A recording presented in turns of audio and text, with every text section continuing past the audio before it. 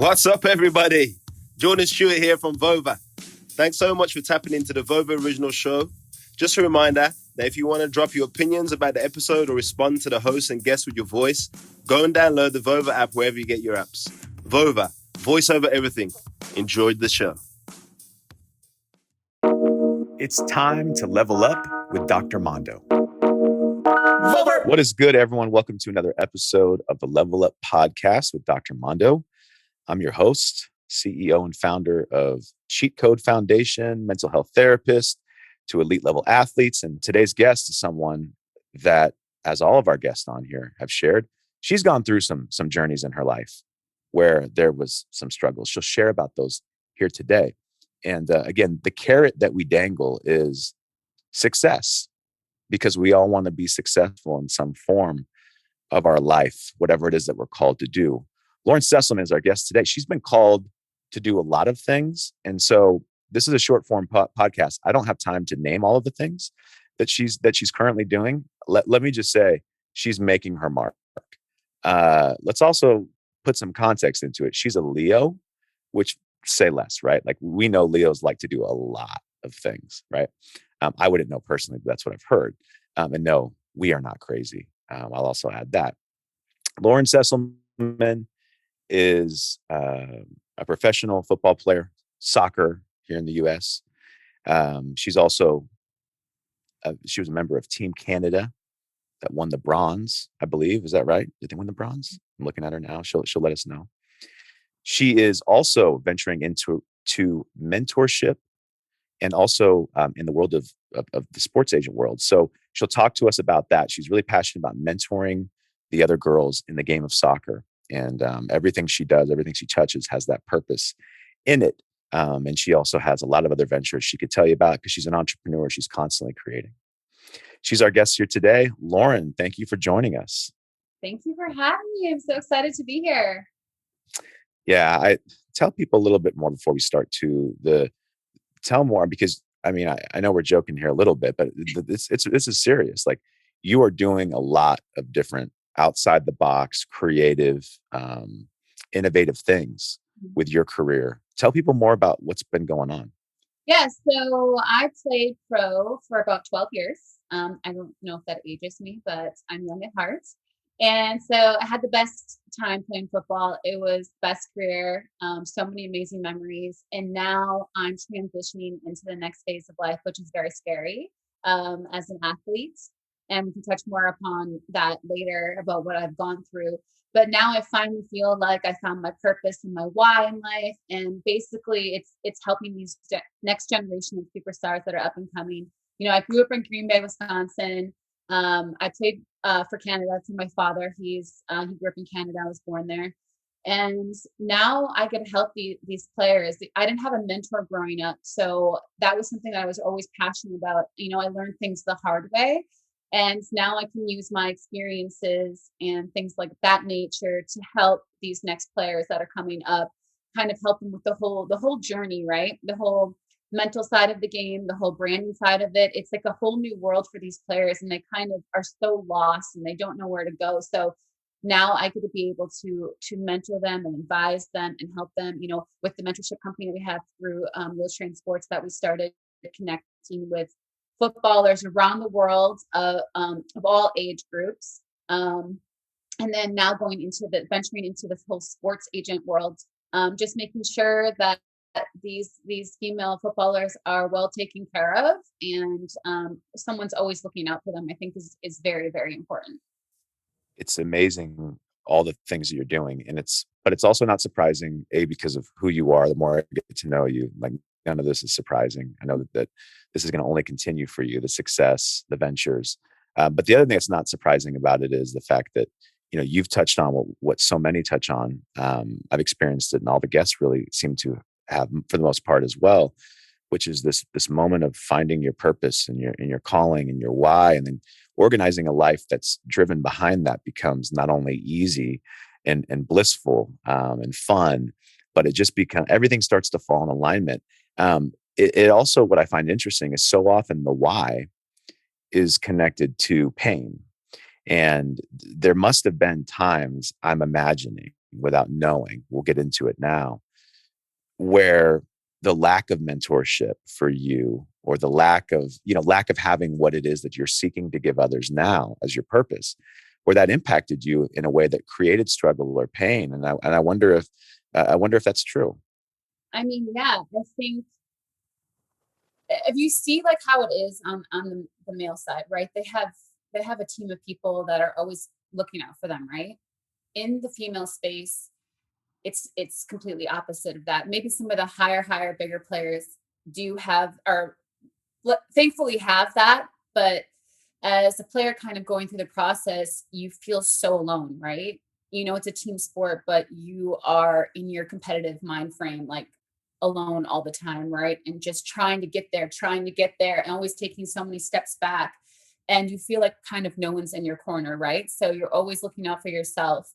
And that's a struggle, you know? I mean, I look back at my own career, and I was like pinching myself that, wow, I made it this far, and all the things that I've accomplished, you know, on my own, getting a gold medal, getting a bronze medal, all those amazing things, just making it to the pros was a huge, I mean, I come from a very small city where nobody really cared about soccer. Nobody really wanted to watch us play. I really had to be very proactive in my career, and just making sure I was surrounding myself with people that were going to push me to that next level. And I think that's why it's so important to be able to give back to these players now and just help them with that, because it isn't easy, because you feel like you deserve to be there, right? You know, you have these skill set that you want to shine and you want people to see.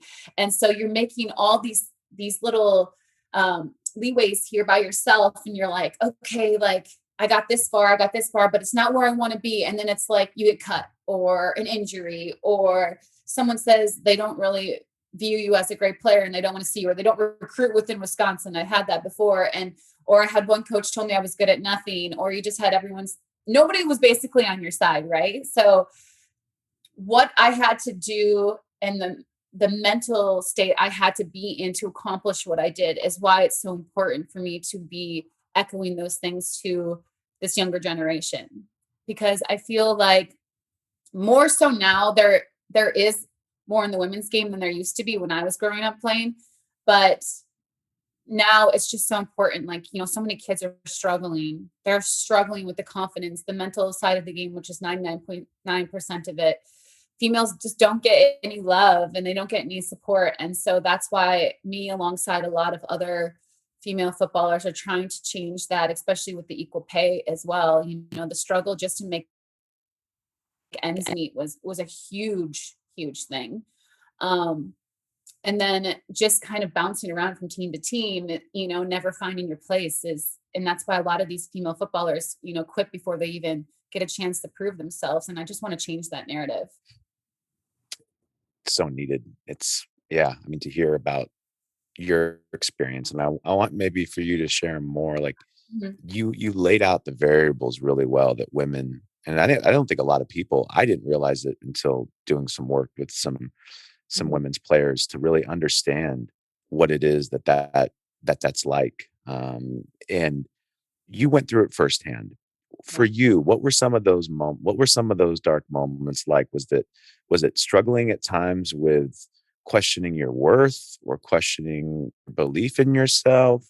How did that manifest for you? Because I know if it manifested for you like that, there's probably plenty of others it's shown up for that in the same way. It's crazy you just said that, because that's exactly what I was just going to say. I think you just feel a lot of times unworthy, right? You know, and it feels like no one's in your corner to support you. I mean, your parents, yes, they're here and there, but maybe they don't understand the game or the psyche or anything, that the mental capacity that you need to be a top footballer, or just a player in general, because maybe they've never played soccer or been an athlete. But I mean, it's a struggle with your worth. I mean, I came off an amazing college career, and then you get into the pros, which is a whole completely different world. And I was playing in college, and then I get drafted, and it's like wham bam. Nobody wants you. No one thinks you're good enough to be there. You sit the bench. You play like 1 minute my first year, and then I kind of just struggled year after that for the first 3 years of really trying to feel like where did I really belong. I had every coach under the sun tell me something different. And then you're sitting there alone, and, everyone's being so competitive that, yeah, you have some great teammates, but also everyone's competing for a spot to be there, because it was so cutthroat when I came up, because the league before, when Mia Hamm's era had just folded. So when I came out of college, they had the WPS. They started the WPS, and there was only a couple teams. And so it was so cutthroat that you just kind of felt so alone. You didn't have an agent. Wow. You didn't have, you didn't have anybody to talk to. You had like 10 people in one apartment. The struggles just to eat every day was crazy. My first year in the pros, I made $500 a month. I had no idea how I was going to survive, and I had to figure that out, right? Because no one's going to help All you. on your own. Yeah. Yeah, and so now obviously times are changing. But going through that was I remember the day before I got the call for the national team and my life changed. I called my dad crying. I'm like, I don't know what to do. Like, I tried it. I think it's all over for me. It's not what I envisioned. No one's giving me the opportunity. I'm working my butt off, and I'm never going to accomplish what I wanted to. That little girl that wanted to be a pro player someday. I mean, yeah, I made it to the pros, but I didn't feel like I was really a pro until I stepped onto that. And that little girl that wanted to play in the Olympics. And so I almost gave up my whole entire dream until I got next day, beautiful blessing in my email inbox that said, "Hey, I'm inviting you into training camp for the national team." And then my life completely changed. That timing you can't underestimate. What did that timing mean for you? Like, is that a spiritual thing? Is that a universe thing? What is that right there? That's something amazing. Yeah, it's a whole bunch of all the above. Yeah. I think, obviously I grew up in a Catholic school, and believing, and my family's very religious and stuff. So for me, I've always prayed for these moments, and the moment came, and it was what I was doing with that moment next, right? And so I made a promise to my dad, to everybody, that it's like, if I get this opportunity, I'm going to go in there and I'm going to give it all I got. And I went in there and I switched positions the first day, which was the craziest thing. I'm like, I'm going to get cut before I even got the opportunity. But I moved from forward to outside back because they needed. And then 3 days later, I was starting against the USA, and it was a pinch me moment. And incredible. got all the amazing players that I wanted to emulate and that I looked up to. So it was so surreal. And then my career just took off from there. And I think, and it was the best, and then I got in when I got injured was a struggle. And then also the retirement was a struggle. I had severe depression from concussions. And the transition from athletes, I'm sure you've talked to many athletes about that, is a struggle. So that's a whole nother thing. But to answer that question, yeah, just finding my worth. And then, once I finally felt like I was in a good place, I was happy. And then down the road, another thing happens. So it's been a journey of highs and lows, but it's been such a beautiful blessing. And I take each of those highs and lows and I turn it into something, like special and gold. And I'm just like, God's given me those lows for a reason. And what can you do with it? And so I don't know if you're aware, but I fell in the World Cup and we lost. We were in Canada. I fell, and it was like the worst moment of my life because I was getting death threats.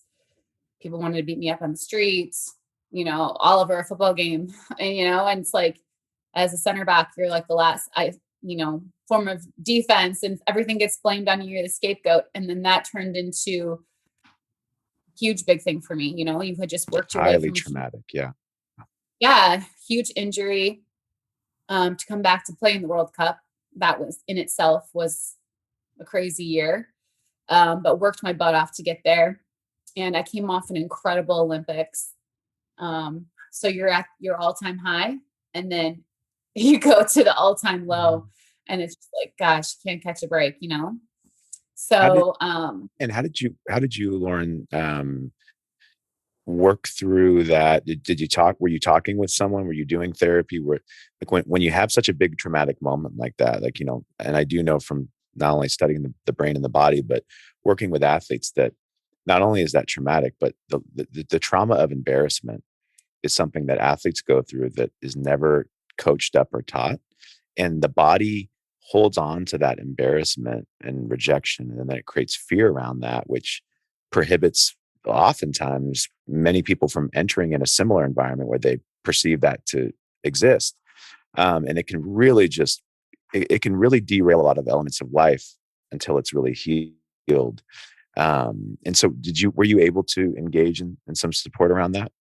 I try not to cry talking about this instance because it's hard. Mm. Yes and no. I think we were very fortunate at the national team level to have a sports psychologist. I don't think I realized how important they were until I went to the national team. We had them in college and stuff, and then you don't really like invest in it as much until you get to that level, and then it's like highly needed. And then you really understood the importance of it. Yeah, I mean, that instance was hard, and I talked to somebody about it, but I think it's hard because you feel like, so for me, it was in Canada, so I feel like I let down like the whole country, right? Even though we should have scored, we could have definitely won the game still. It's just things that happen. It's the unfortunate circumstance of being a defender.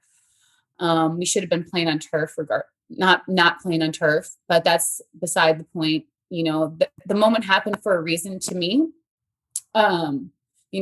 I think it's hard because it's just like I was doing so well, and then that kind of derails like all your amazing accomplishments. But then I realized I was speaking about it like a couple months after that in front of some kids, and I remember talking about how hard it was, that moment. And then these parents and kids came up to me afterwards, and they were like, "I'm so happy that you spoke about it because it makes you human." And these kids, they get to realize that someone that they look up to, their role model, has made a mistake as well, and it's okay, right? And I think sometimes fans and people forget to realize that we're human, and every player in their whole entire career messes up. You mess up in your everyday life. Like, that's just part of life. It's not like I tried to slip and fall. It just happened because they watered the turf, whatever it is. I think that it happened to me for a reason. And now that I can use that to talk to these kids about confidence and just relate to them on that level. So I'm trying to spin it into a positive, even though it's still hard for me to take that. It's like, oh, instead of ending the career up here, it kind of ended down here, but you shouldn't think about it that way. You should think about it like, wow, you accomplished so much, and you're one of 18 players in the country, one of however many players in the world to accomplish those things. And I think sometimes I need to bring myself back down to reality and realize that, yeah, like, you accomplished great things, and just focus on that. So yeah, I mean, that's kind of when the depression set in, and I struggled, and I still struggle. Yeah. But It makes sense. It really does when you understand trauma. I was working with an athlete recently, and we talked about some, you mentioned, I'm going to screw up at times today, but other than on this podcast, none of it's recorded, right? So I can struggle and no one's going to know, and I'm not in front of 10,000 people or a comment section on social media. The embarrassment and the pressure that it is experienced when we are human, when we make mistakes, the stakes are so great because we're on center stage, and the body and the brain just have such a jolt. The body's and the brain's job is to keep us safe. Mm-hmm. And so when those moments happen, like you experienced, it takes time to heal. And not only does it take time, some of what we're doing now, knowing more about how to help the brain kind of get in the position or the frame to heal, is amazing. But even then, it takes knowing about those techniques that are out there and stuff, which, on a side note, if you've never experienced it, we'll talk about brain spotting and the other method. I'll give you a demo because I would love for you to experience it. But essentially, that's going to stay with you. And, you talk about this knowledge in our head, like our head often makes sense of it before our body and our guts do. It's like our spirit takes a minute. So it's like in our mind, we know, yes, I'm one of 18. Yes, that moment was somehow turned to a positive. Yes.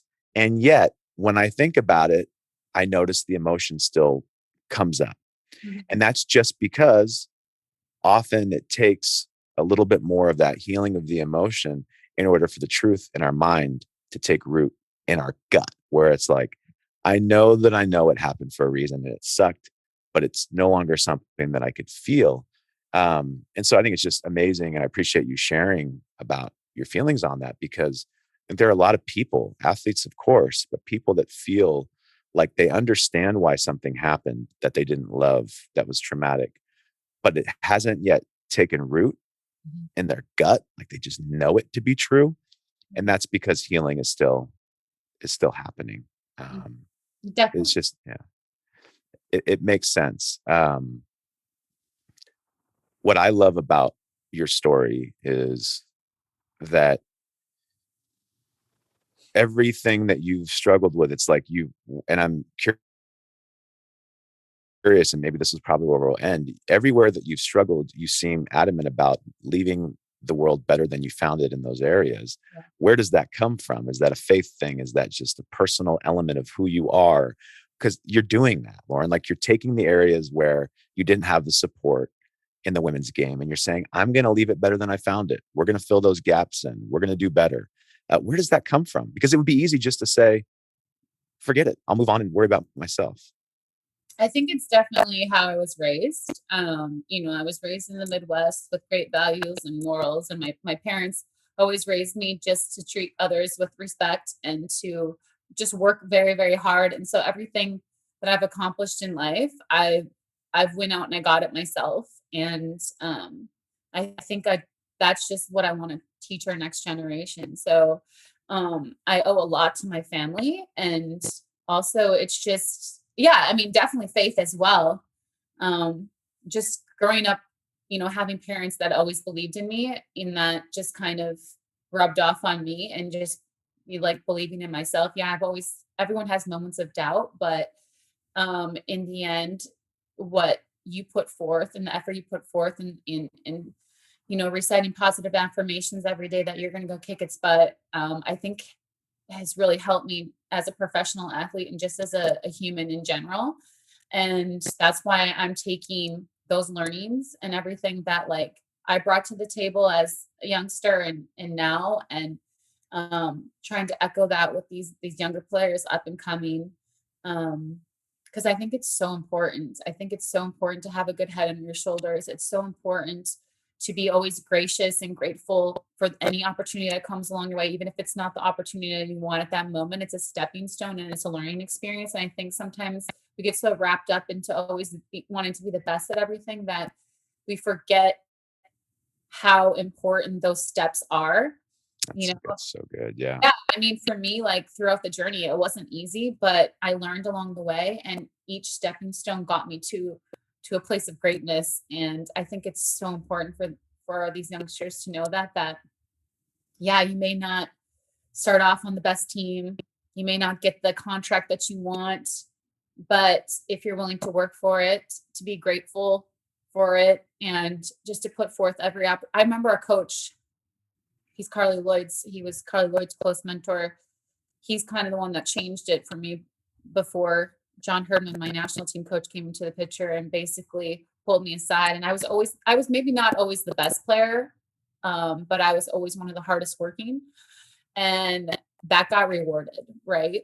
And so he pulled me aside and he's like, "You're one of the hardest workers I've ever seen." He's like, "I'm going to give you an opportunity." And when I got that opportunity, I seized it. And then that's when the national team came calling. And so I think it's just important that to know that someone's always watching, and to put your best foot forward every day, and just honestly, like, just be so thankful and grateful for any opportunity that comes along. Lauren Sesselmann, your story is amazing. We got to spend more time catching up. Yeah, because there's That so much more that we didn't even get to touch into. this is where the short term falls a little short. The short form, I should say. Um, and the offer has been extended. If you ever want to experience brain spotting, cheat code stuff, like by all means, I would love for you to experience that. Um, yeah, just again, an amazing story, and just so amazing how you've dedicated now your life to not only using and letting your abilities and all the different things that you have to offer the world shine, but also too to make sure that you left it better than you found it. And that's huge. So where can people stay up with you? Is it on Instagram? Probably the best method. Yeah, Instagram and Twitter. I'm at Sesselmann. I'm very accessible, which I think is really important as an athlete.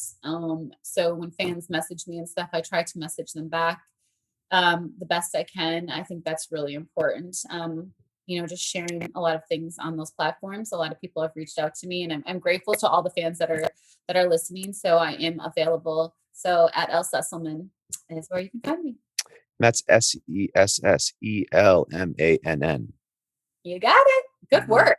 If you could spell Tennessee, it's actually in front of me. If you could spell Tennessee, you could spell Sesselmann. Exactly. That's the rule of thumb. We could all do it. We're just here encouraging people. Lauren, thank you so much. Until next time. Thank you. Bye, everybody. Thanks for listening. It's time to level up with Dr. Mondo. Vover.